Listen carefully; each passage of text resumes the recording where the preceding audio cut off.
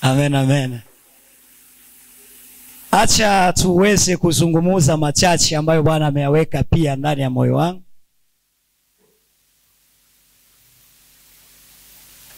Haleluya. Leo tutazungumuza somo ambalo linasema jinsi ya kujua nabii wa uongo au mtumishi wa uongo. Amen, amen. Lori, uko sawa na wewe?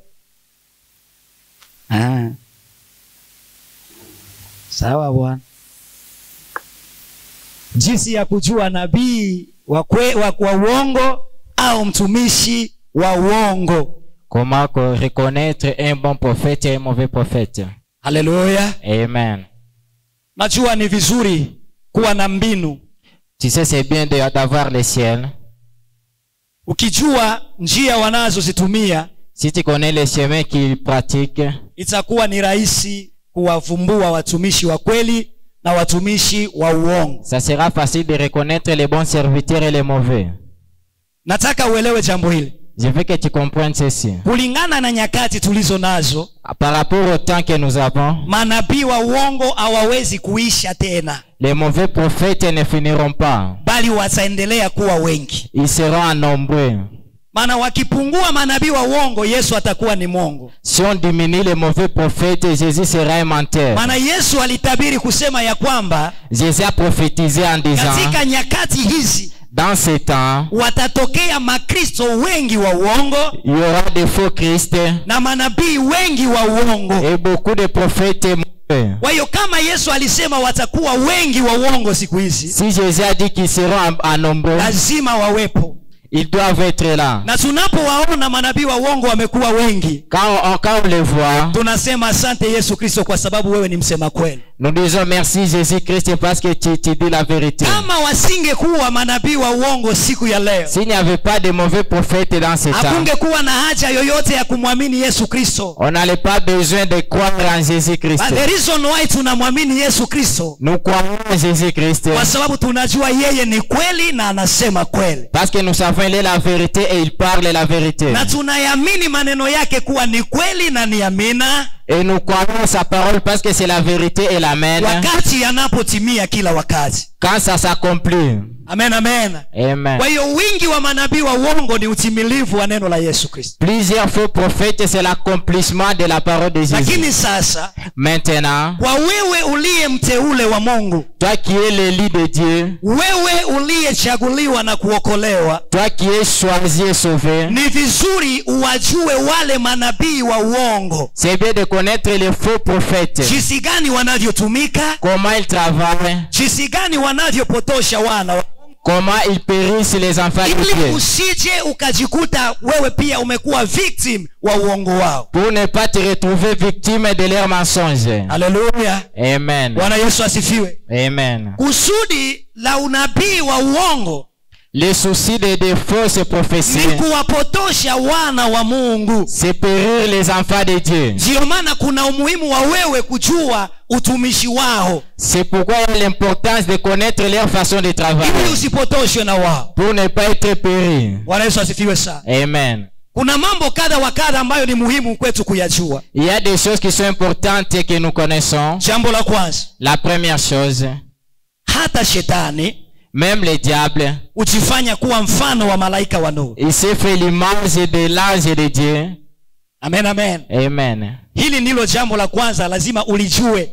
Ça c'est la première chose à connaître. Ya kwamba hata shetani, même le diable, ujifanya kuwa mfano wa malaika wa nuru. Il s'est fait l'exemple de l'ange de la lumière. Na kama shetani ujifanya kuwa mfano wa malaika wa nuru, et si le diable s'est fait l'ange de la lumière, hata watumishi wake nao pia, même ses serviteurs aussi, ujifanya kuwa mfano wa watumishi wa haki. Ils se font comme des serviteurs de justice. Jambo hili ukilijua, si tu connais cette chose, litakusaidia kujua kwamba, ça va t'aider pour savoir que si kila anayezungumza na wewe anania njema na wewe. C'est pas tout celui qui parle avec toi qui a un bon projet pour toi. Amen, amen. Amen. Fungua katika kitabu cha Mungu. Ouvre la Bible. Wakorintho wa pili sura ya 11.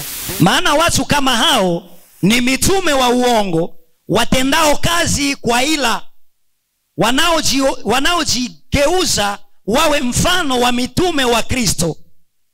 Wala si ajabu, maana shetani mwenyewe ujigeuza awe mfano wa malaika wa nuru.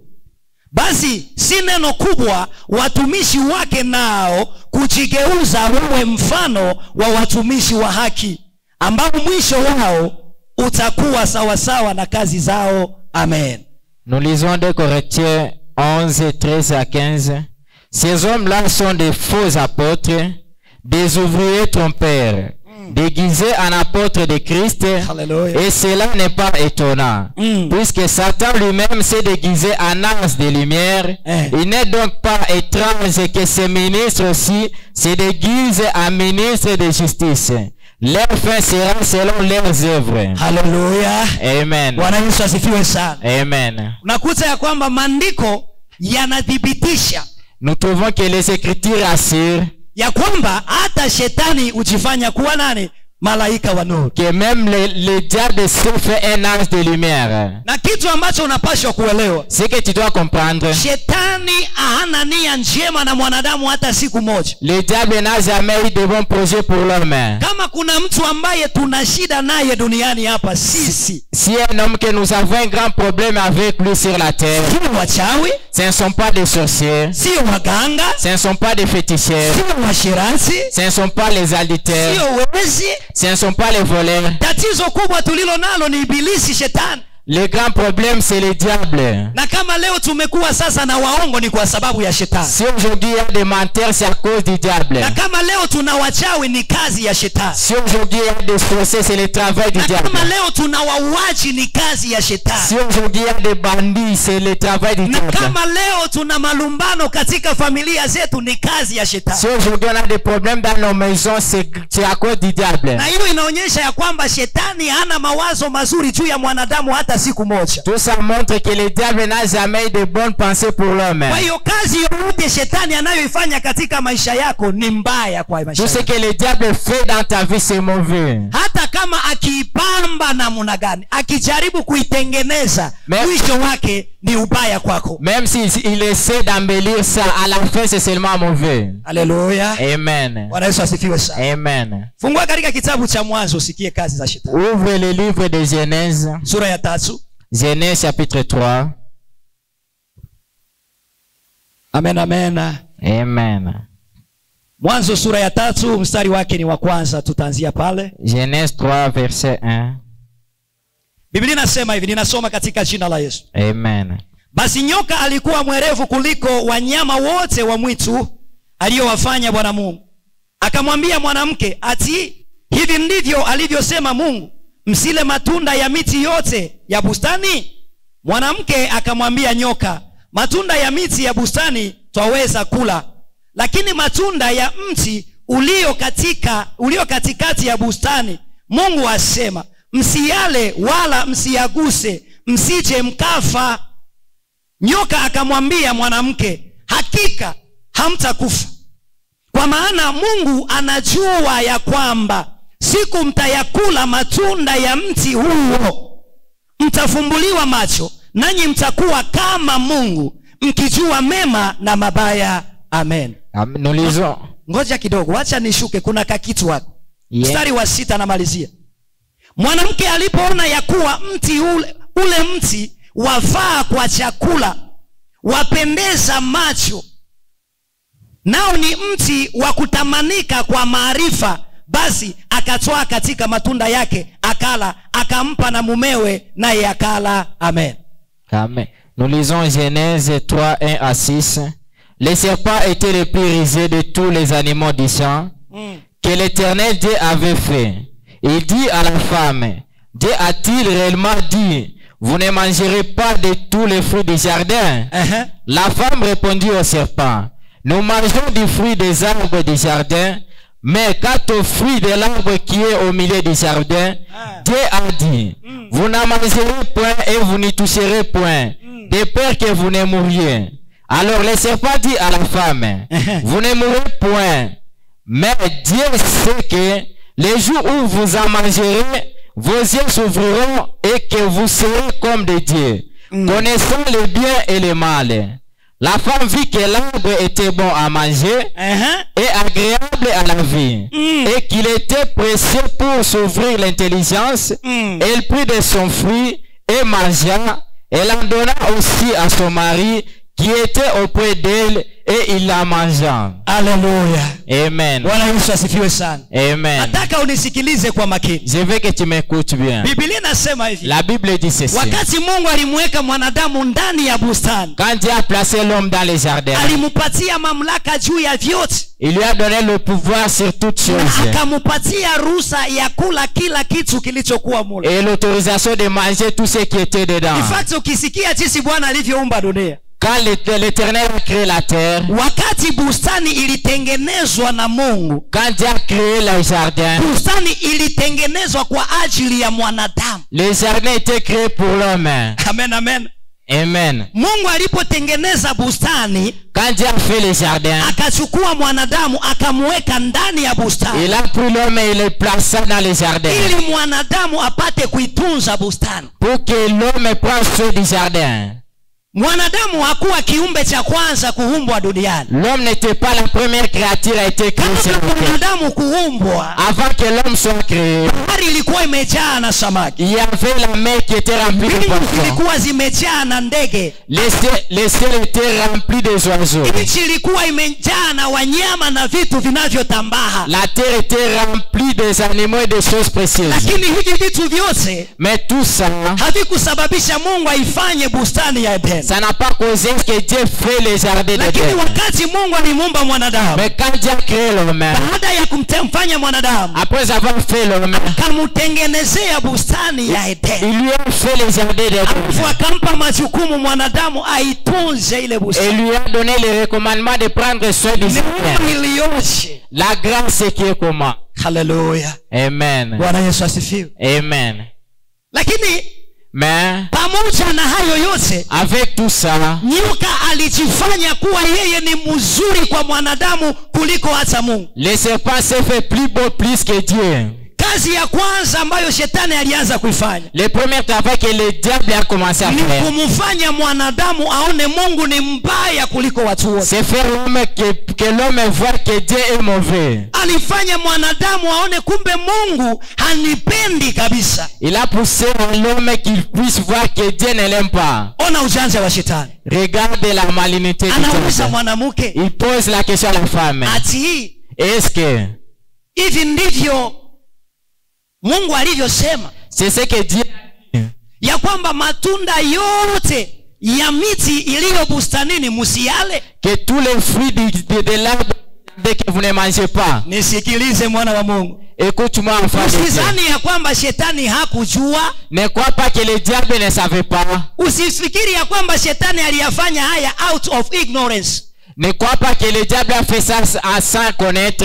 Alifanya akiwa anajua anayoyafanya. Il le fait en sachant ce qu'il fait. Alijua maagizo ya Mungu kwa mwanadamu ni gani. Il savait les recommandements de Dieu chez l'homme. Lakini ili amdanganye mwanadamu alijifanya kama haelewi chochote. Pour tromper l'homme, il s'est fait comme s'il ne comprenait rien. Hallelujah. Amen. Akajifanya kama hajui chochote. Il s'est fait comme s'il ne savait pas. Akamwambia mwanamke, il a dit à la femme, hivi ndivyo Mungu amesema. C'est ce que Dieu a dit. Matunda yote haya yaliyo katika bustani nyinyi msiale.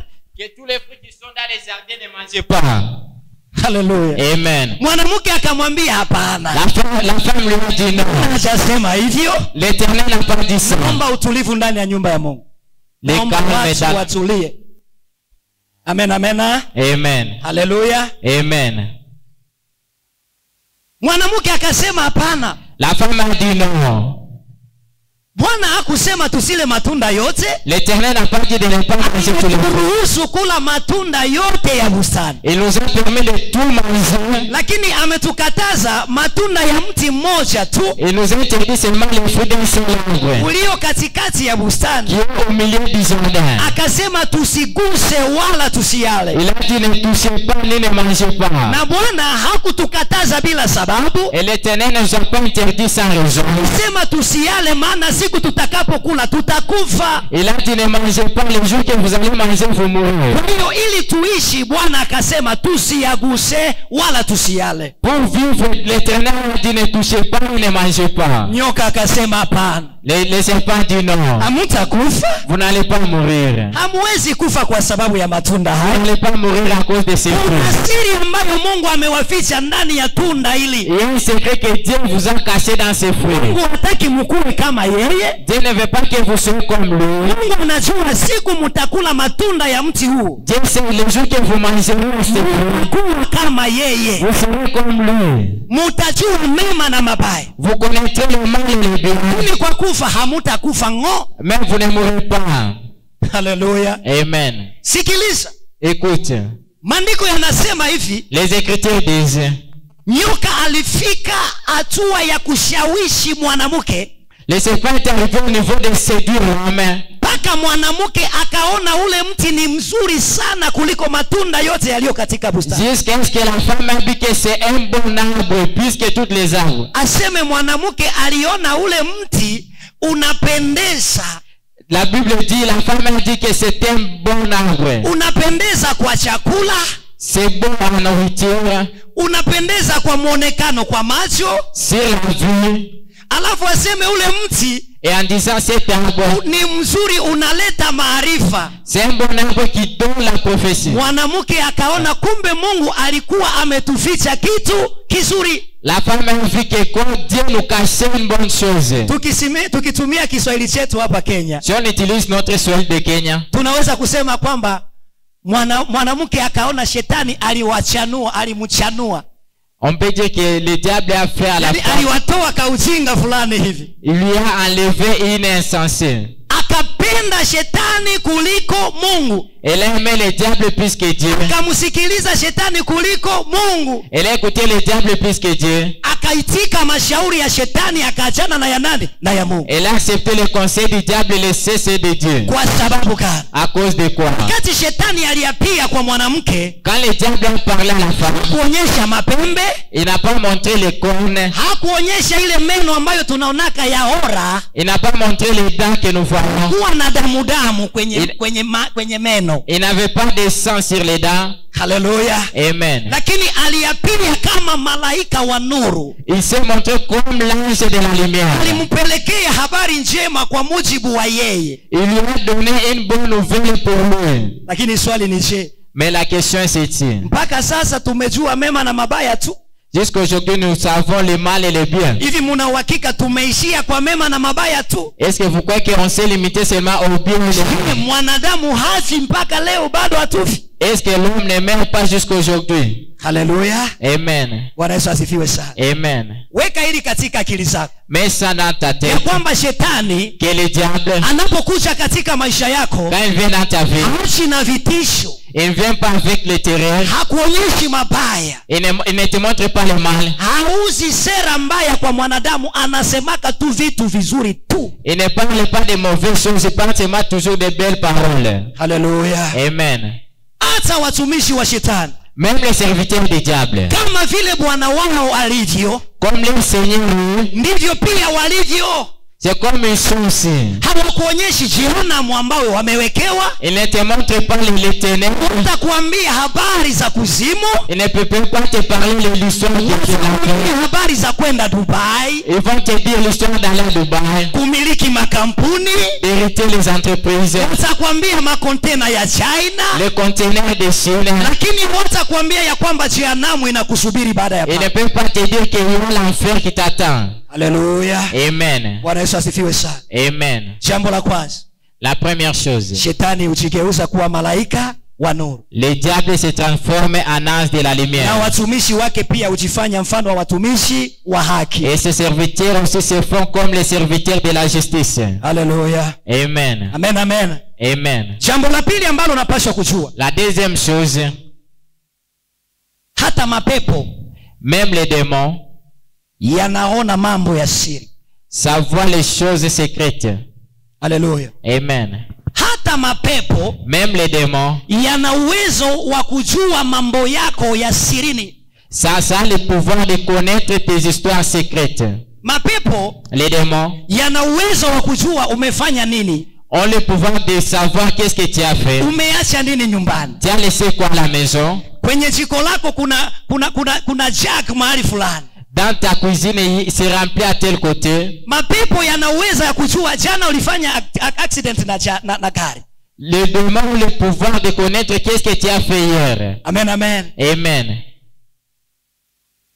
Sio kila anayejua mambo yako ya siri ya kwamba huyu ni mtumishi wa Mungu. Ce n'est pas tout celui qui sait tes choses secrètes qu'il est serviteur de Dieu. Na hicho ndicho kinachosababisha wana wa Mungu wengi wamepotea. C'est ce qui cause beaucoup des enfants de Dieu qui sont perdus. Tunadhani ya kwamba kila ambaye anajua mambo tuliyoyafanya kwa siri amekuwa nabii. Nous croyons que tout celui qui connaît nos choses secrètes, il est prophète.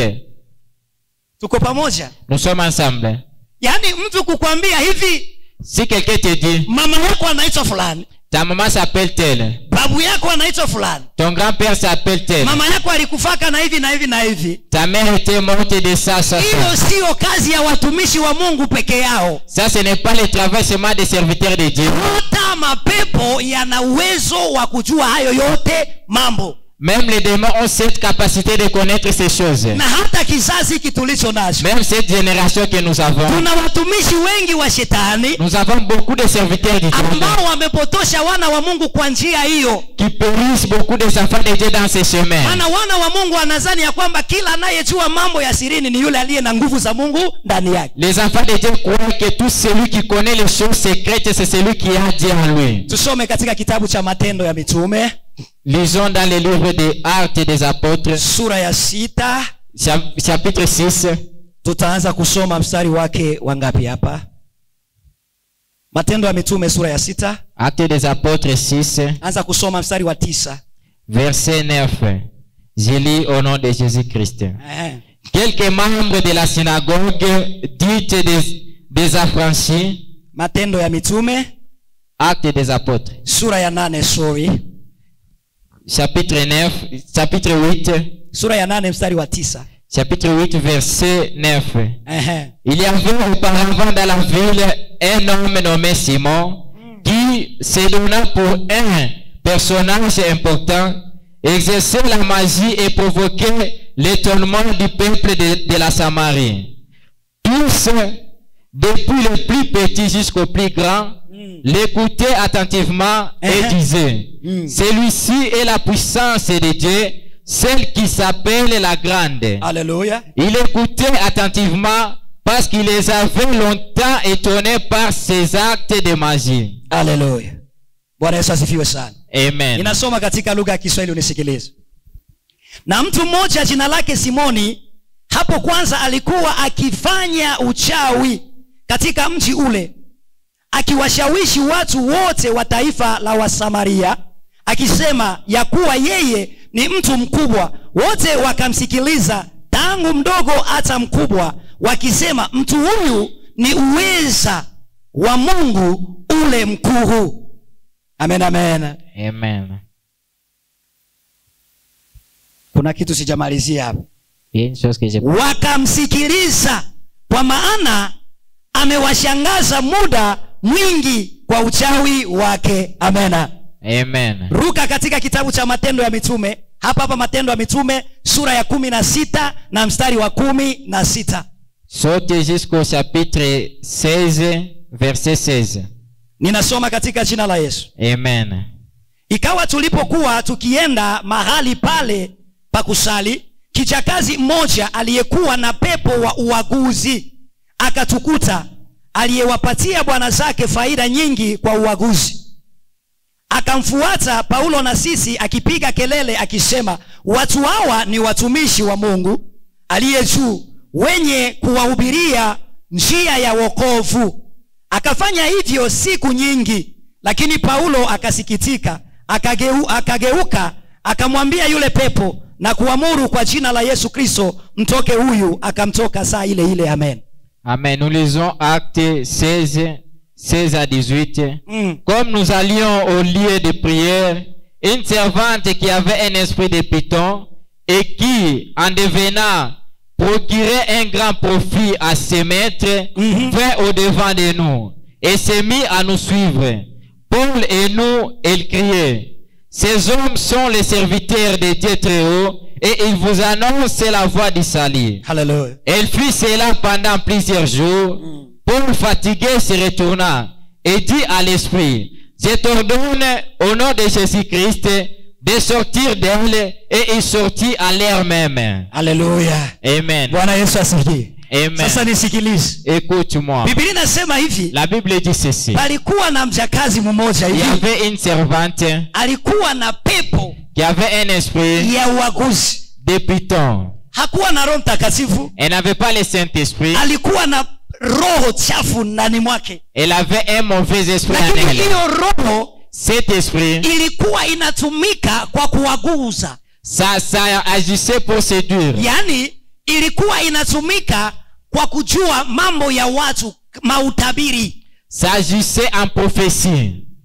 Hiyo roho ilikuwa na uwezo ndani ya yule mama wa kukuangalia na inajua wewe una kitu gani, unafanya nini na unaenda wapi. Cet esprit avait la capacité de te regarder, de savoir qui va, Lakini qui a ilikuwa quoi. ni roho chafu. Mais c'était un mauvais esprit. Na maandiko yanasema ya kwamba yule mama alikuwa ametajirisha bwana zake. Et les Écritures disent cette femme était remplie de richesses. Kwa muda wa siku nyingi kwa sababu ya hiyo huo uaguzi wake huo. De plusieurs jours à cause de cet esprit. Na Biblia inasema hivi. Et la Bible dit, Siku moja Paulo na wenzake walikuwa wanaenda mahali pa kusali.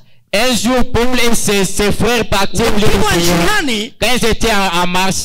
yule mama akiwaona tu, Cette femme, quand elle les voyait, yule pepo akajua Paulo ni nani na rafiki zake ni akina nani. cet esprit connaissait qui est Paul et ses frères c'est qui. Na ikaanza kusema, Et ça a commencé à dire, hawa watu ni watumishi wa Mungu. ce sont des serviteurs de Dieu. Hawa watu wanahubiri watu maneno ya wokovu. Ça, ils prennent la parole de salut. Hawa kabisa ni watumishi wazuri wa Mungu. Ce sont les bons serviteurs de Dieu. Ukiwasikiliza kabisa hawa watu, Si vous les écoutez, mutaokolewa vous serez sauvés. kwa sababu wanahubiri habari za wokovu wa Mungu. Parce qu'ils prennent le salut de Haya Dieu. maneno yote yule pepo alisema ni ukweli, Tout ce que cet esprit a dit, c'est la vérité. kwa sababu Paulo alikuwa anahubiri maneno ya wokovu Parce que Paul prêchait le salut. na alikuwa mtumishi wa kweli wa Mungu. Et c'est un bon serviteur de Dieu. Kwa hiyo ili pepo alikudanganya, Cet esprit n'a pas menti. lakini Biblia anasema ilikuwa ni pepo ya uaguzi, haikuwa ni Roho Mtakatifu. Mais la Bible dit c'était un esprit de python et non le Saint-Esprit. Na wakati Paulo aliona ili pepo limedanganya watu kwa muda mwingi, Et quand Paul a vu que cet esprit a trompé plusieurs jours, akasikitika ndani ya moyo wake.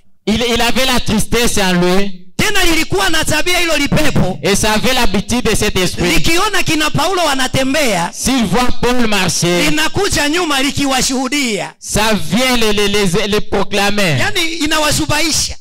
Ça les intimide. Bwana Yesu asifiwe sana. Amen. Wapendwa, Les bien-aimés, tunahitaji kuwa na roho ya utambuzi ndani yetu. nous avons besoin du Saint-Esprit. Amen, amen. Amen.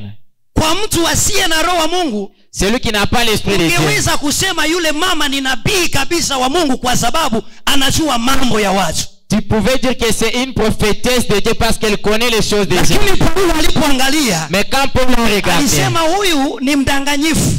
et il a vu que c'est une trompeuse. Kujua kwake mambo sio kwa kusudi la kuwasaidia wana wa Mungu, Quand elle connaît les choses de ça, ce n'est pas pour les lakini ni aider, kwa sababu ya kuwapotosha wana wa Mungu. mais c'est pour les faire périr. Kwa sababu hiyo hakutaka kumwachia nafasi ndani ya yule mama. À cause de ça, il n'a pas voulu laisser la place dans cette femme. Akamwamuru kwa jina la Yesu Kristo, mtoke mwache huyu Il mama. lui a donné au nom de Jésus-Christ, sort dans cette femme. Akaenda. Il était parti. Bwana Yesu asifiwe sana. Amen.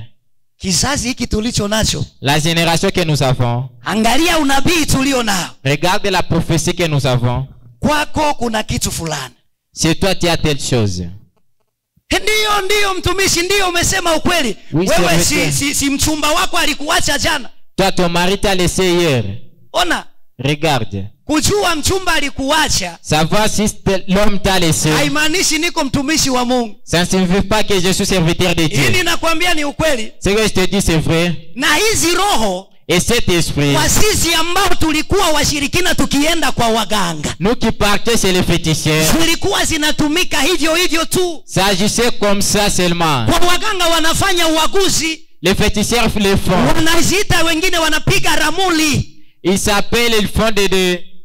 Anaweza wakuangalia, anaweka mkono wake hivi, Il peut mettre sa main comme ça na akikuangalia et il te regarde. na anasoma mambo yako kwa mkono. Il lit des choses sur sa main. Anakuambia, ndugu yangu, Il te dit, mon frère, naona uko na shida na ndugu yako. je vois qu'il y a un problème avec Ndugu mon yako ni frère. mbaya kabisa. Il est mauvais. Mulikosana jana, Vous vous êtes chamaillé tena hier. mulikosania shamba. Et pour l'instant, Ukweli ama uongo? c'est vrai ou faux? Nasema ukweli kabisa, Il dit, ukweli c'est vrai, kabisa. c'est vrai. Na hivyo hivyo ndivyo manabii wa uongo wanavyofanya C'est kazi. comme ça les mauvais prophètes le font. Lakini nataka nikuonyeshe mwisho wao. Mais je vais te montrer leur fin. Unajua, baada ya kujua kweli, Après avoir connaître la ili vérité. ujue kwamba hawaijui kweli kwa kusudi la kukusaidia, Pour que tu puisses connaître qu'ils ne savent pas pour t'aider. wanakwambia hivi, Ils te disent, ni mama yako ndo alikuroga. c'est ta mère qui t'a ensorcelé. Yaani shetani hawezi anza mwanzo mpaka mwisho akisema kweli, lazima amalizie pabaya tu.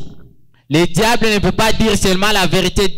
Tu dois t'amener à une fin qui va te périr. Na mwisho wa siku Et en fin de jour, anakushirikisha katika mabaya yake. il te séduit dans tes mal. Akwambia, chukua maji haya, Il te dit, prends cette eau. ukifika mlangoni kwa nyumba yake mwaga tu pale tu. Si tu arrives dans Mambo sa maison, yanaisha. verse ça, c'est fini. Ushafanyika mchawi, umeroga tayari.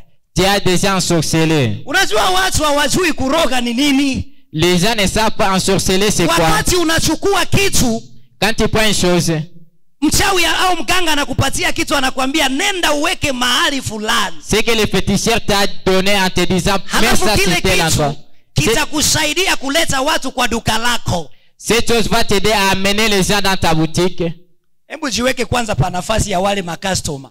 Mets-toi à la place de ses clients. Yaani kwa mfano mimi Par exemple, moi, kila nikienda dukani nina customer wangu ni huyu hapa. quand je pars dans une boutique, ma cliente c'est elle. Sasa Maintenant, ghafla tu d'un coup, nimetoka nyumbani ninaenda kwa mteja wangu. je quitte la maison pour aller à ma cliente. Kufika njiani, Arrivé en cours de route, akili zinakataa huko, l'esprit refuse. zinaenda kwa mtu mwingine.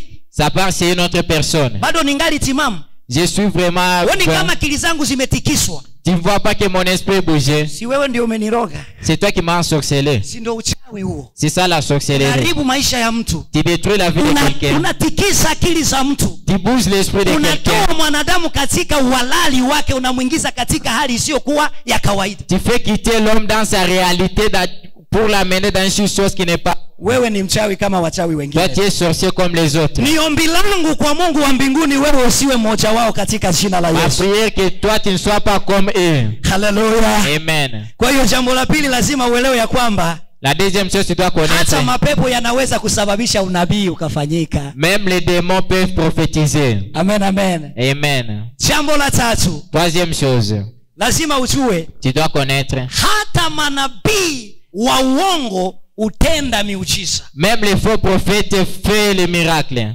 Hata manabii wa uongo utenda miujiza. Même les faux prophètes font des miracles. Hapo ndo utaweka sasa C'est là où tu vas mettre lile neno ambalo tulilisoma katika kitabu cha Matendo ya Mitume sura ya 8. là où nous avons lu dans le livre des Actes des Apôtres chapitre 8. Sura ya 8 na mstari wa 9. Chapitre 8 verset 9. Maandiko yanasema hivi, Les Écritures disent, katika mji wa Samaria dans la ville de Samarie, palikuwa na mchawi mmoja jina lake Simoni. il y avait un magicien appelé Simon. Ya kwamba huyo mtu katika mji huo Cet homme dans cette ville, aliwashawishi watu kwa muda wa siku nyingi sana. il a étonné les gens pendant plusieurs jours. Akawafanya watu kuamini ya kwamba yeye ni mtu mkubwa. Il a poussé aux gens de croire qu'il est une grande personne. Watu wa Samaria wakamsikiliza, wakubwa kwa wadogo. Les gens de Samarie l'écoutaient de plus petit au plus grand. Kwa muda wa siku nyingi sana walimwamini. Pendant plusieurs jours, ils l'ont cru. Na wakawa wanasema ya kwamba mtu huyu Et il disait, cet homme, ni uweza wa Mungu ule mkubwa. c'est la puissance de Dieu grande. Nisikilize vizuri. Écoute-moi bien. Ukisikia uweza, Si tu écoutes la puissance, ni tofauti na uwezo. c'est différent avec... Amen, amen. Amen. Kuna utofauti kati ya uweza na uwezo. La puissance et le pouvoir. Mwanadamu ana uwezo. L'homme a le pouvoir. Viumbe vinaweza vikawa na uwezo wa kufanya vitu fulani. Les êtres peuvent avoir le pouvoir. Uwezo ni nguvu zinazokuwezesha kufanya kitu. Le pouvoir, c'est quelque chose qui t'aide à faire une chose. Amen, amen. Amen. Uwezo ni nguvu zinazokuwezesha kutekeleza kitu. Le pouvoir, c'est quelque chose. Lakini uweza, mais la puissance. Uweza, la puissance, ni nguvu za Mungu aliye hai. C'est la force de Dieu vivant. Sasa ukisikia Biblia inasema kwamba kwa uweza, quand la Bible dit par la ina maana puissance, ni kwa nguvu za Mungu. ça signifie c'est par la force de Dieu. Amen, amen. Amen. Maana Mungu peke yake ni muweza. C'est Dieu est puissant. Sisi tunaweza. Nous avons la capacité de faire quelque chose. Tunaweza kutenda mambo yetu. On peut faire nos choses. Amen, amen. Tuna uwezo. On a la capacité. Lakini muweza, sisi hatuwezi tukawa waweza. Muweza ni Mungu peke yake. On peut pas être des puissants, il y a qu'un seul puissant, c'est Dieu. Ndio maana tukiwa hapa na waimbaji niliwaambia kitu C'est kimoja. pourquoi quand on est avec des chantres, c'est le Dieu. Wakati ambapo tunasema Mungu alifanya, quand nous disons Dieu a fait, tunajaribu kusema Mungu anatumia uwezo. Nous essayons de dire que Dieu a utilisé la puissance. Amen, amen. Amen. Sisi tunafanya wanadamu. Nous sommes faits des hommes. Lakini Mungu huwa anatenda. Bwana Yesu asifiwe sana. Mungu huwa anatenda. Unasikia yeye ni mtenda miujiza. Kwa sababu hatumii nguvu, anatumia uweza. Haleluya. Bwana Yesu asifiwe sana. Sasa katika taifa la Samaria, maandiko yanasema hivi. Leta hizo vitu, mnanisumbua. So kie baby tika ngondenge wa. Kiharibika utumie pumzi Mungu aliyokupatia. Amen. Amen, amen. Amen. Bwana Yesu asifiwe sana. Amen.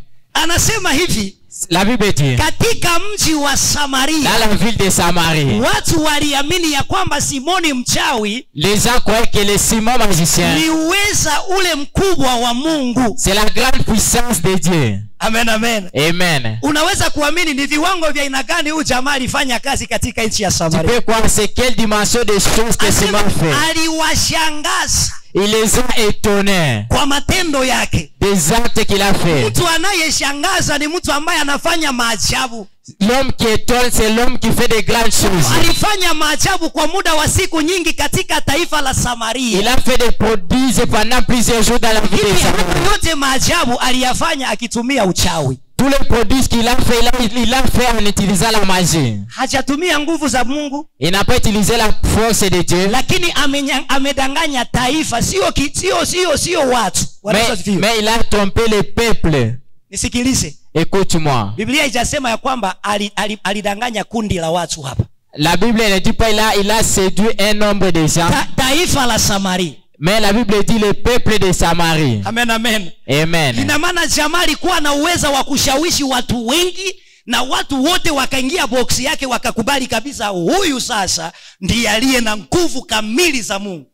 La Bible montre qu'il avait la force de séduire plusieurs personnes et les gens croient que c'est lui qui a la force de Dieu. Lakini alitumia uchawi. Mais il a utilisé la sorcellerie. Kwa hiyo ni vizuri uelewe kwamba c'est bien de connaître que hata manabii wa uongo, même les faux prophètes, wanatenda miujiza. Ils font des miracles. Amen, amen. Amen.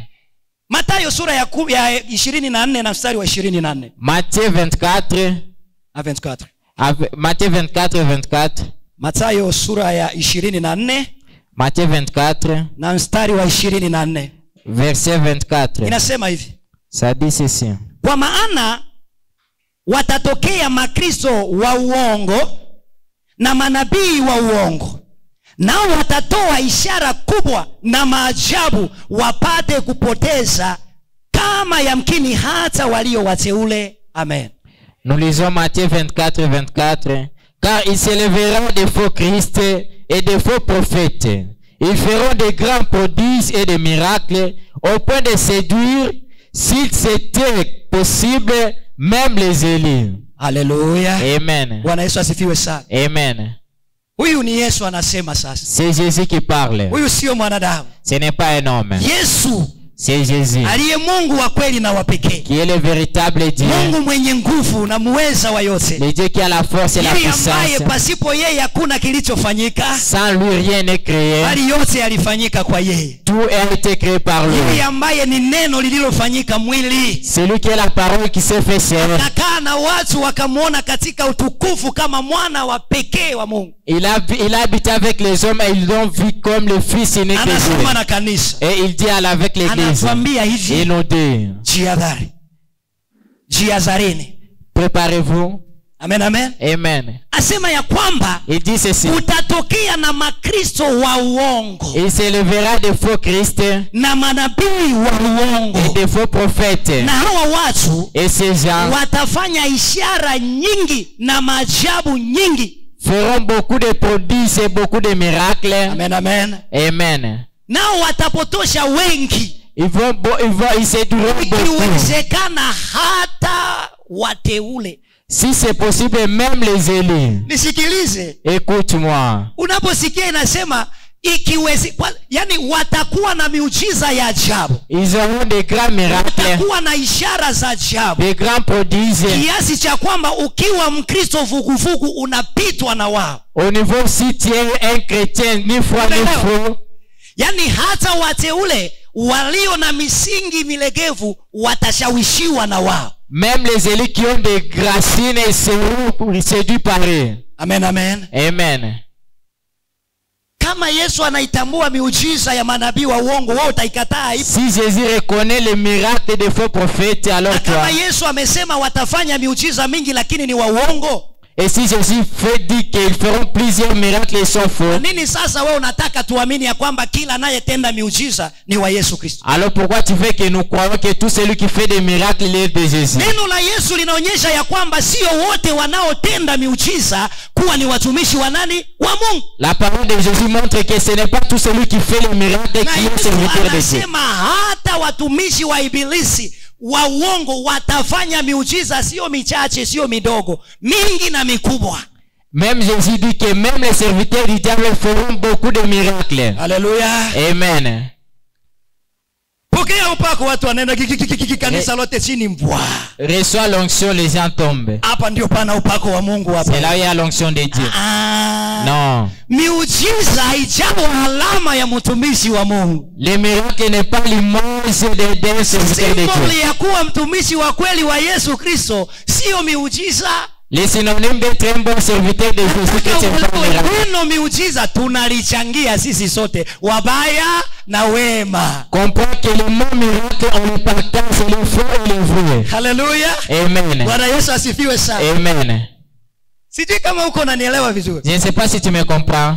Sababu kizazi hiki Parce que cette génération kimebebwa na unabii na miujiza. est portée sur la prophétie et le miracle. Sasa kwa wewe Mkristo ulitakiwa uwe makini sana, kwa sababu Yesu alisema ndio sign za wao. Toi qui es chrétien, tu dois être vigilant parce que Jésus a dit c'est leur signe. Ya kwamba katika nyakati hizi unabii utakuwa mwingi na miujiza itafanywa sana. Que dans ce temps, il y aura beaucoup de prophéties, beaucoup de miracles. Haleluya. Amen.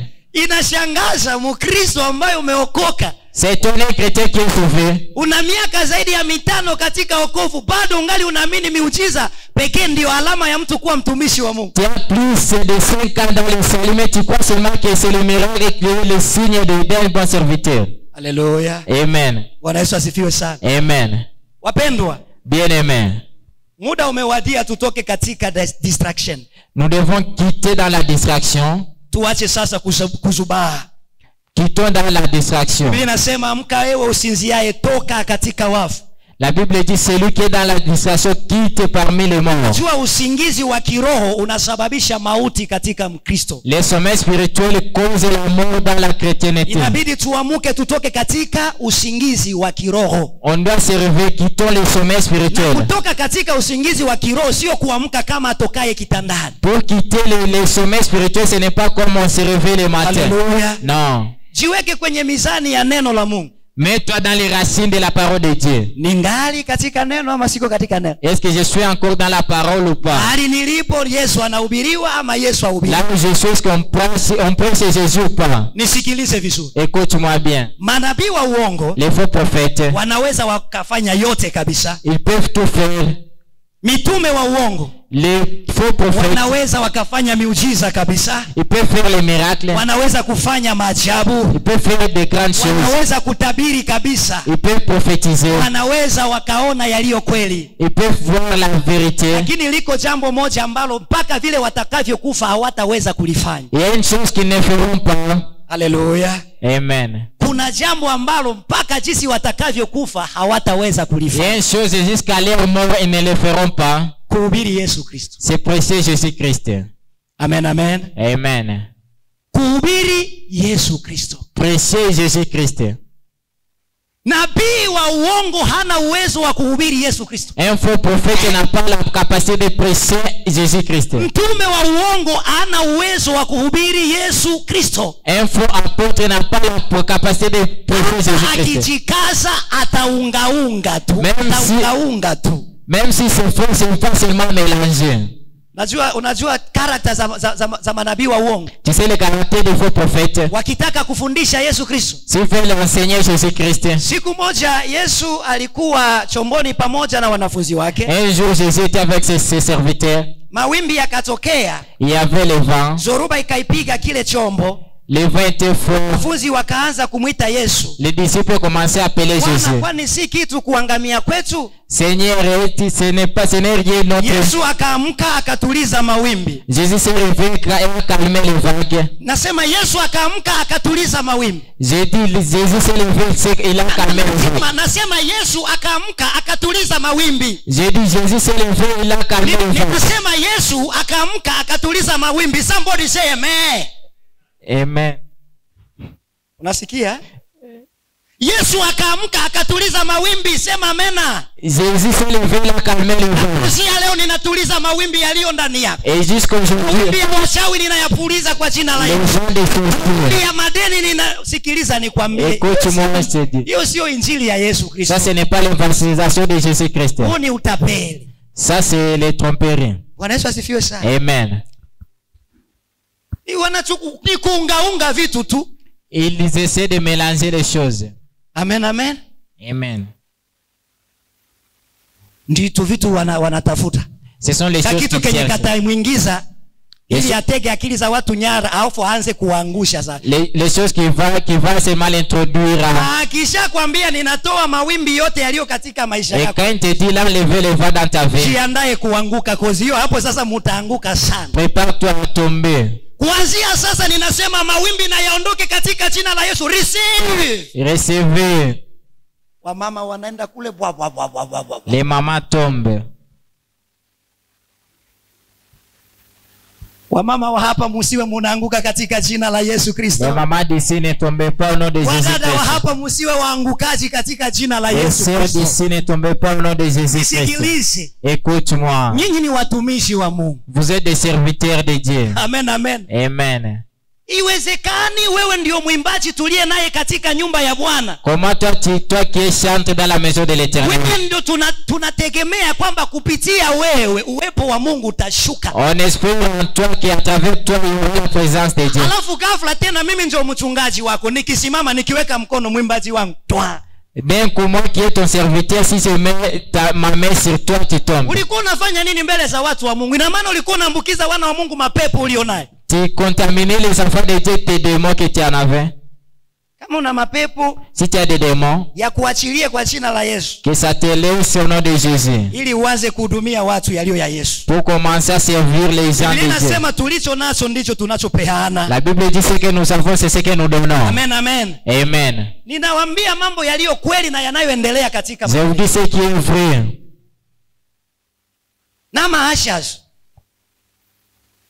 Maashazi wanafunga watu vitambaa, wanaombea kwa jina la Yesu, kwa jina la Yesu. Yeye mwenyewe mchungaji akisema receive. Amen. Mwaka 2015 dans l'année 2010 nilikuwa nimealikwa katika kanisa moja huko. J'étais invité dans une église. Mchungaji alienda India. Les serviteurs étaient partis en Inde. Alikuwa ameenda Dubai kuomba Mungu. Alisema alienda kuomba Mungu Dubai. Il était parti prier Dieu à Dubai. Akaja. Il était rentré. Sasa amekuja kufungua rasmi kanisa. Il est venu ouvrir une église. Mke wake ni mwimbaji mwenzetu, tulikutana naye kwenye ma-TV. Sa femme chantait avec nous. Sasa akanialika. Il m'a invité. Kafika kwa ofisi, mchungaji ananiambia jinsi ametoka Dubai kuomba Mungu, kwa hiyo amekuja na nguvu za miujiza. Arrivé à son bureau, le serviteur m'a parlé comment il est parti à Dubai, maintenant il est venu rempli. Akabaki kwa ofisi, tukaingia ibadani sisi. Il est rentré dans son bureau, on a commencé. On a commencé la louange et l'adoration. Wakatuita mwimbaji binafsi, tukaimba, nikaenda na mimi nikaimba wimbo wangu unaitwa Tapeli wa Baraka. Les cantiques individuels j'ai chanté. Baada ya pale wakasema tunakaribisha sasa baba mchungaji kutoka Dubai. Après ça on a dit nous invitons les serviteurs de Dieu qui viennent de Dubai. Mchungaji alikuja. Les serviteurs étaient entrés. Hata mavazi yalikuwa yamebadilika. Même ses habits étaient changés. Huku ni kufupi. Ici c'est huku ndo kurefu kama Charles Chaplin. Là-bas c'est long. Rangi ya red, rangi ya white, rangi nyingi nyingi. La couleur rouge, blanc, beaucoup de couleurs. Mahali mchungaji anatokea tu. D'où le paquet passe. Ujio wake unatishi. Ça venait, ça fait peur. Alishika microphone akapiga magoti. Il a pris le micro et s'est agenouillé. Akaanza kunena. Il a commencé à parler. Akasema njoni hapa kila mmoja aje aguse miguu yangu. Il a dit venez ici, venez toucher mes pieds. Hiyo siku sijawahi ona wrestling ni kidogo. Aujourd'hui, ces jours-là, j'avais pas vu. Ibada ilikuwa ni ile yenye tuliimba tu peke yake. C'était seulement les kits là qu'on a chanté. Lakini ile nyingine yote ilikuwa tu ni mazoezi ya mieleka, mianguko. Après cela, c'était seulement les gens tombés. Kusa mchungaji hivi unarushwa unaenda. Si tu touches les serviteurs, tu es. Ukienda unagusa hivi unatupa. Mimi nauliza. Si tu touches, tu tombes. Mbona watu wanaenda na washajua pale kuna kuanguka? Pourquoi les gens partent là-bas, ils savent que si tu pars là-bas tu vas tomber. Tena kuanguka hapana ya mchezo, ya mzuri kabisa, unatupwa pum mpaka akili inakuwa kama vile mtu alipigwa na stima vile. Amen. Watu wanaenda. Ils partaient seulement. Mchungaji akasweti vile nimesweti. Les serviteurs étaient transpirés. Mke wake akafanya mistake akaenda kumupanguza uso. Sa femme a fait un mystère pour aller les suer. Quand il a essayé, mama alitupwa mbali sana. La maman était jetée loin. Nani mtu mnene? C'est une femme grasse. Unaweza kujiuliza alianguka design gani? Tu peux te demander comment elle était tombée. Bwana Yesu asifiwe sana. Amen. Hizo tu ndo tunaamini. Sasa mimi nilikuwa na kazi moja katika ibada, ni kuomba Mungu asiite jina langu. J'avais seulement un travail, c'est prier Dieu qui ne m'appelle pas. Yeye anaomba kule, mimi nakemea na niko ibadani. Oui, pour là-bas, moi aussi je chasse ici. Sitaenda ku. Je ne peux pas aller là-bas. Mungu kama ni wa uongo asijaribu kuliita jina langu, ninakataa. Yaani ulishenda ibadani na unarudia kama umepigana. Amen. Bwana aturumie sana. Bwana ni vituko tu. Na watu wanaamini hizi ndizo nguvu za nani? Nguvu za. Et les gens croient que c'est ça la force de Dieu. Non. Sikiliza. Écoute-moi. Turudi katika Matendo ya Mitume ulikueleze. Rentrons dans les actes des apôtres. Pale tulikuwa ile sura ya là où nous étions. Sura ya 8 pale. Chapitre 8. Kaelewe kitu ambacho Filipo alikifanya. Comprends ce que Philippe a fait. Matendo ya Mitume sura ya 8 na mstari wake wa 4. Actes des apôtres 8 verset 4. Inasema hivi. Lakini wale waliotawanyika wakaenda huko na huko wakilihubiri neno. Wakifanya nini? Tuko pamoja kanisa. Nous sommes ensemble l'église. Walitawanyika wakaenda huko na huko wakifanya nini? Wakilihubiri neno. 5 inasema Filipo akatelemkia akaingia mji wa Samaria akawahubiri Kristo, na makutano kwa nia moja wakasikiliza maneno yale yaliyosemwa na Filipo. Walipoyasikia na kuziona ishara alizokuwa akizifanya, kwa maana pepo wachafu wakawatoka wengi waliopagawa nao, wakilia kwa sauti kuu, na watu wengi waliopooza na viwete wakaponywa. Ikawa furaha kubwa katika mji ule. Amen. Sikiliza. Écoute. Unaona sasa miujiza ya Mungu jinsi inavyokuwa. Tu vois maintenant les miracles de Dieu. Biblia inasema kwamba hawa watu ambao walikaa miaka yote, Les gens qui étaient restés plusieurs années wakiamini uchawi, en croyant la sorcellerie, kwamba ndio nguvu kamili za Mungu. que c'est la véritable force de Dieu. Kwa miaka yote walikuwa wakiamini hivyo kwa sababu hapakukuwa na nini? Na neno la Mungu. Tout ce temps, ils croyaient parce qu'il n'y avait pas la parole de Dieu. Amen, amen. Amen. Kipindi hicho mitume wa Mungu walikuwa wapi? Yerusalemu. Ce temps-là, les apôtres de Dieu étaient en Jérusalem.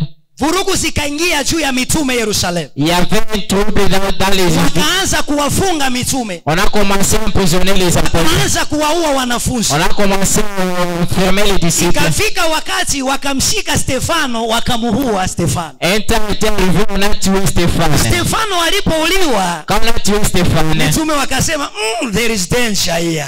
les disciples ont dit il y a un danger ici. Ile ni njia ambayo Mungu alitumia ili aweze kuwatawanya mitume waende kuhubiri. C'est le chemin que Dieu a utilisé pour disperser les disciples. Ukisoma katika kitabu cha Matendo ya Mitume sura ya kwanza, Si tu lis dans le livre des Actes des Apôtres mstari 1, wake wa 8, verset 8, Bwana anawaambia hivi, l'Éternel dit, nanyi mtapokea nguvu akiisha kuwajilia juu yenu Roho Mtakatifu, vous recevrez la force qui est libérée en vous, qui est le Saint-Esprit. ndipo mtakuwa mashahidi wangu C'est là que vous serez mes bien-aimés katika Yerusalemu, en Jérusalem, Uyahudi, en Judée, Samaria Samarie, na hata mwisho wa nchi. jusqu'à la fin de la ville. Jamaa wamepokea Roho Mtakatifu wakakaa Yerusalemu. Ils ont reçu le Saint-Esprit et resté à Jérusalem. Pia hawaendi. En Samarie ne partent pas. Uyahudi hawaendi. En Judée ne partent pas. Ni mule tu wanafungwa, wanafunguliwa. C'est là où on les emprisonne, on les libère. Kilala jela wanakuta wameshamkia hekaluni. Ils dorment en prison,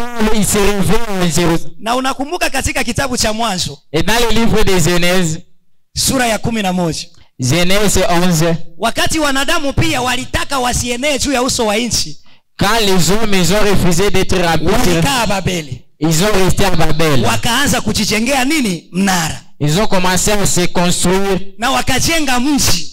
et construire une ville. Wakasema tutajenga mnara ufike paka wapi? Paka mbinguni.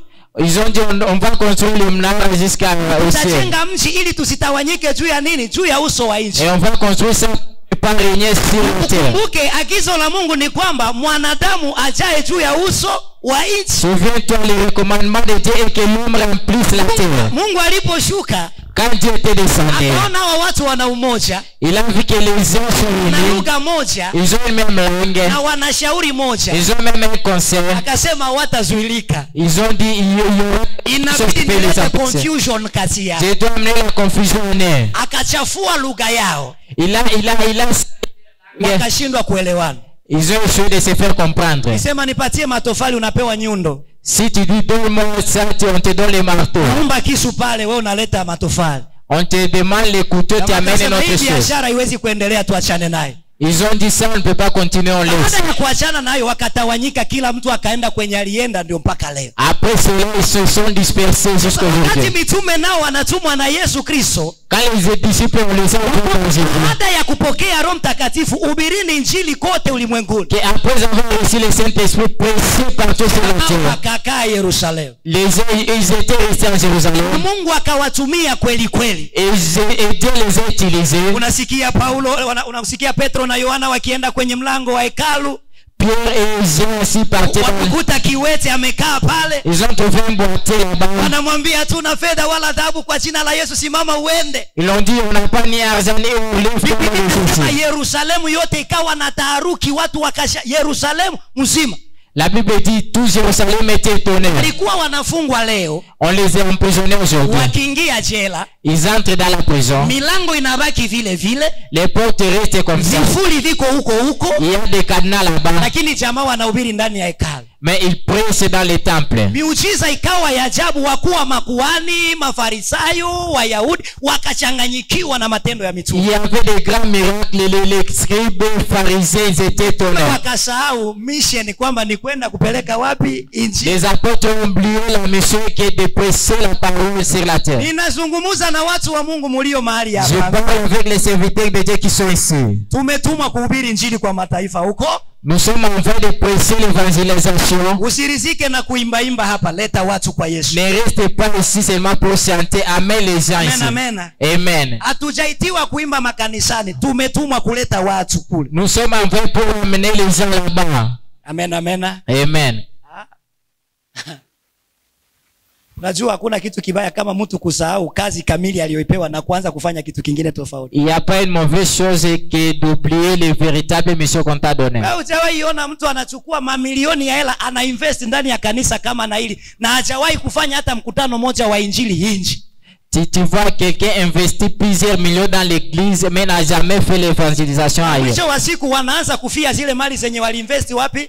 Ndani ya makanisa. Unafikiria kama zile hela zingetumika kwa mikutano huko tungekuwa tunazigombania? Hatuwezi.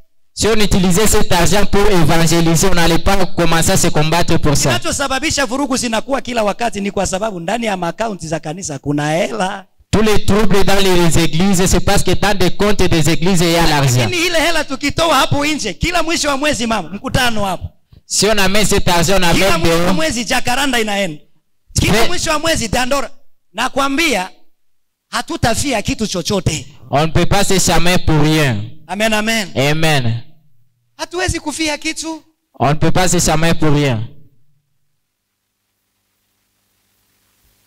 Pigia Yesu Kristo makofi mbali. Acclame pour Jésus Christ. So Biblia inasema hivi. La Bible dit ceci. Wakati Stefano alipokufa mitume wakatawanyika. Quand Stéphane était mort, les disciples sont walikoenda kila moja sasa walienda wakihubiri injili. Là où ils étaient partis prêcher maintenant l'évangélisation. Sasa hapo ndio wakati ambapo Filipo aliingia wapi? Samaria. C'est le temps où Philippe était entré en Samarie. Akakuta Samaria imewekwa mateka na Simoni mchawi. Il a trouvé que Samarie a captivité. Mimi uchawi kuwa ni nguvu za Mungu. Les gens croyaient que la sorcellerie c'est la force de Dieu. Biblia inasema kwamba Filipo aliwahubiria Yesu Kristo. La Bible dit Philippe a prêché Jésus Christ. Akawahubiri Yesu Kristo. Il a prêché Jésus Christ. Akasikiliza maneno yaliyohubiriwa na Filipo. Ils ont écouté la parole que Philippe a prêchée. Waliposikia maneno yaliyohubiriwa na Filipo, quand ils ont écouté les paroles que Philippe a prêchées, baada ya mwingine wakaanza kutoka kwa uchawi wanaenda kwa Yesu Kristo. L'un après l'autre quitter la sorcellerie vers Jésus Christ. Baada ya mwingine wakaenda kwa Yesu Kristo. Après l'autre partait chez Jésus Christ. Biblia inasema Filipo hakuishia tu kuhubiri injili peke yake. La Bible dit Philippe ne s'est pas limité à prêcher. Maandiko yanasema hivi. Parce que la Bible dit ishara na miujiza zitaambatana na wale waaminio. Les prodiges et les miracles. Maandiko yanasema alipoanza kuhubiri Yesu Kristo. Et la Bible dit quand on commence à prêcher ikafuatana na yeye. Les miracles lui ont suivi. Pia wakaanza kutembea. Les bâtons commencent à marcher. Kaanza kuona. Les enfants kaanza kusikia. Sikilize mtoto wa Mungu. Unahubiri neno la Mungu kwa usahihi. Miujiza zitakufuata tu. Si ukahubiri Yesu Kristo kwa ukweli, miujiza ibaki nyuma. Inakufuataka. Maana tunapomhubiri Yesu kwamba tuwezi kutenda miujiza ya kwamba miujiza iko na sisi. Ni matatizo Yesu tunayemhubiri atawaponya. Kwani huo ni mjadala? Sio mjadala. Ça ce n'est pas le mensonge. Hii sio big deal. Sio kitu kikubwa vile. Ce n'est pas une grande chose. Amen. Amen. Ni Kristo ndio mtenda miujiza. C'est Christ qui fait les miracles. Huwezi kuhubiri Kristo na watu wakose kupona ikiwa on ne peut pas prêcher Christ et les gens ne sont pas guéris. Wewe amini tu kwa jina la Yesu Kristo utapona. Toi crois seulement Yesu utapokea muujiza. Au nom de Jésus, tu vas maji bila chumvi utapokea muujiza. Sababu Yesu wa kweli ninayemhubiri yuko hai. Parce que le véritable Christ est vivant. Ndivyo ilivyo. C'est comme ça.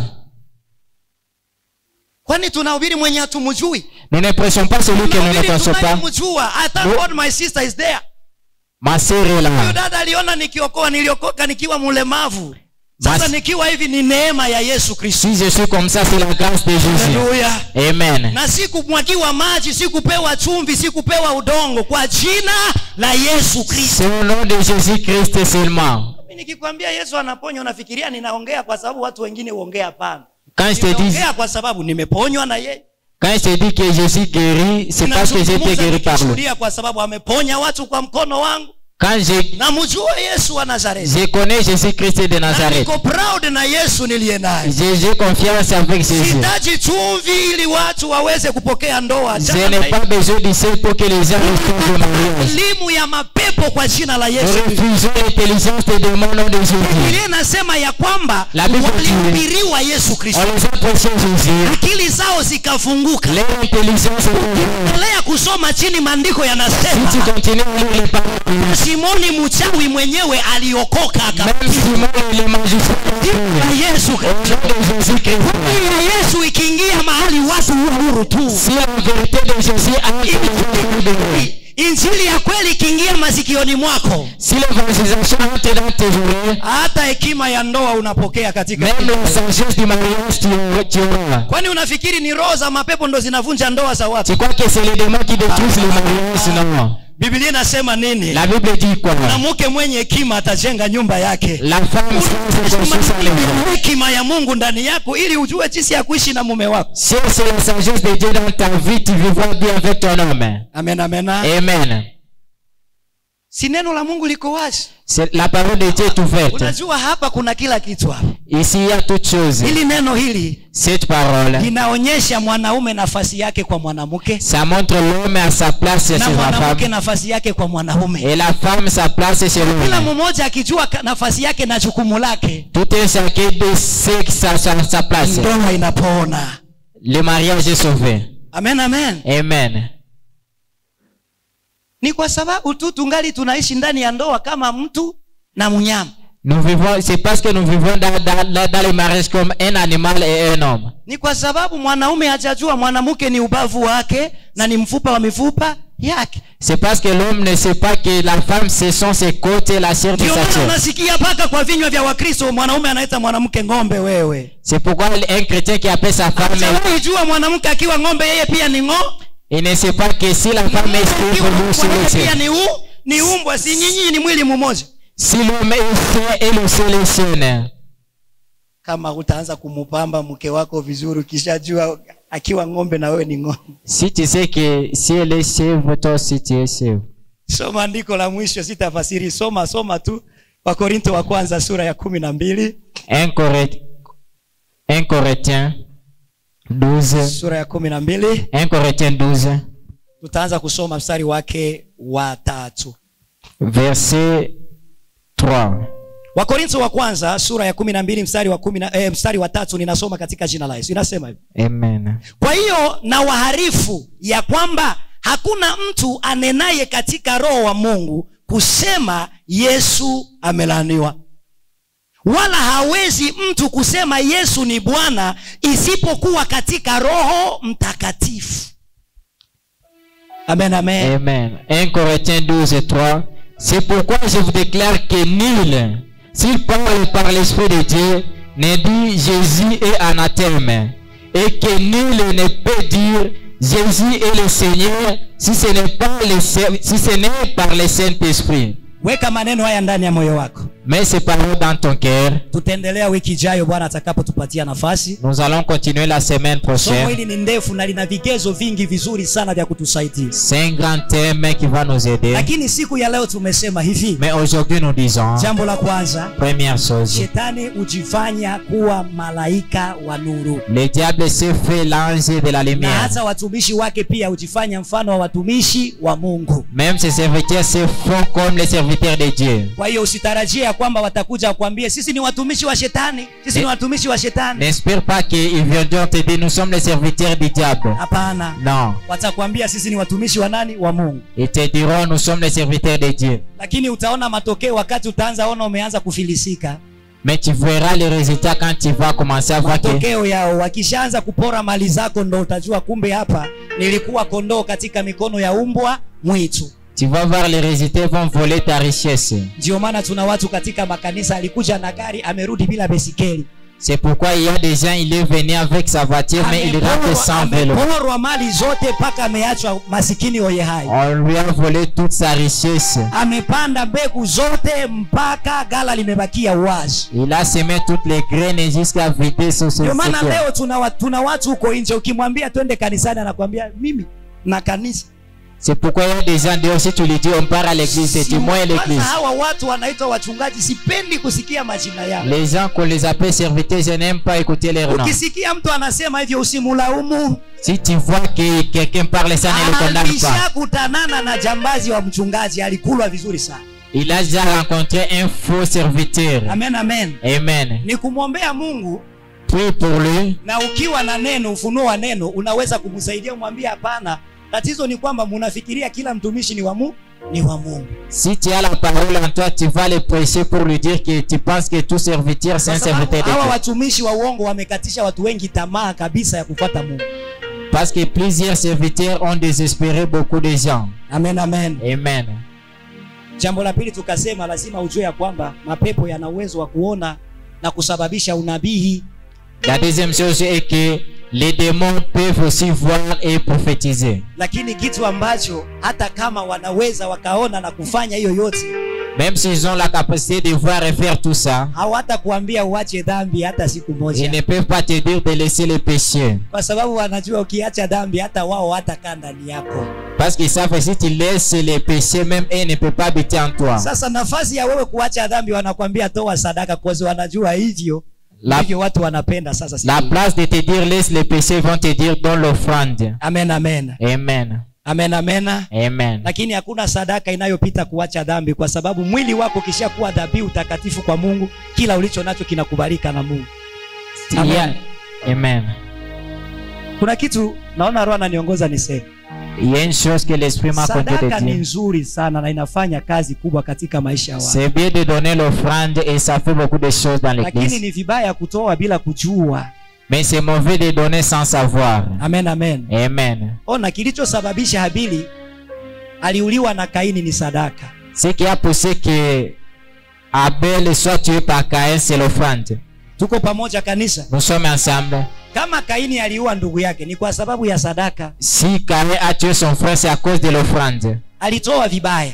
Il a mal donné. Alitoa sadaka ambayo haikukubaliwa na Mungu, ikafanya sasa yeye akawa na wivu na ndugu yake. Il a donné l'offrande que Dieu n'a pas accepté, ça lui a poussé à avoir la jalousie à son Ni frère. vizuri kujua kuna baraka katika kutoa, lakini sio kila sadaka inayosababisha baraka.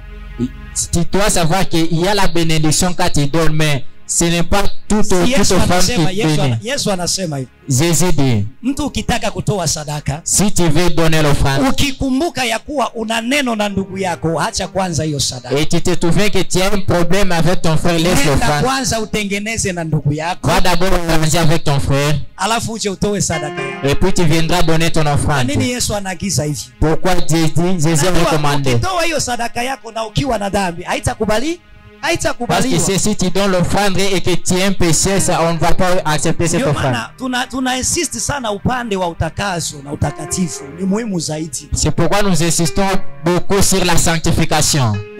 Hiyo inafanyaka Mungu atukubali hata pamoja na uchache wetu. Ça fait que Dieu nous accepte avec notre petitesse. Lakini dhambi inafanya mtu unakataliwa hata na vingi vyote ulivyo navyo. Mais avec tout ce que tu as, si tu es un pécheur, Dieu te refuse. Amen, amen. Amen. Amen, amen. Amen. Kisikia mtu anakuambia acha dhambi, penda huyo mtu, anakupenda kuliko Quand watu. quelqu'un te dit laisse le péché, sache qu'il t'aime. Kwa sababu ni mtu anataka ufikie Mungu vizuri. C'est quelqu'un qui veut que tu sois en bonne relation avec Dieu. Jambo letu la mwisho tukasema nini? Troisième chose, on a dit, Hata manabii wa uongo wanatenda miujiza. même les faux prophètes font des miracles. Amen, amen. Amen. Wanatenda miujiza. Ils font les Kwa miracles. hiyo usishawishiwe na kudanganywa na miujiza. Ne sois pas séduit par les miracles. Amen. Amen. Na Yesu mwenyewe anashuhudia, anasema hivi, Jésus lui-même témoigne en wengi disant, watakuja siku hiyo plusieurs viendront en ces temps wakisema, Bwana, en disant, Seigneur, hatukufanya miujiza kwa jina lako? n'avons-vous pas fait les miracles à ton Hatukufanya nom? unabii kwa jina lako? N'avons-vous pas fait les Na kwa jina processions lako par tukatoa mapepo? et par ton nom on a chassé les démons? Yesu anasema, ndipo nitakapowaambia dhahiri, Et Jésus le dit, c'est là où je dirai, ondokeni kwangu ninyi watenda maovu, sikuwajua. sortez chez moi, vous qui faites l'iniquité, je ne vous connais pas. Amen, amen. Amen. Wewe watu wenye Yesu anasema atawakataa, wewe na wakubali kwa nini?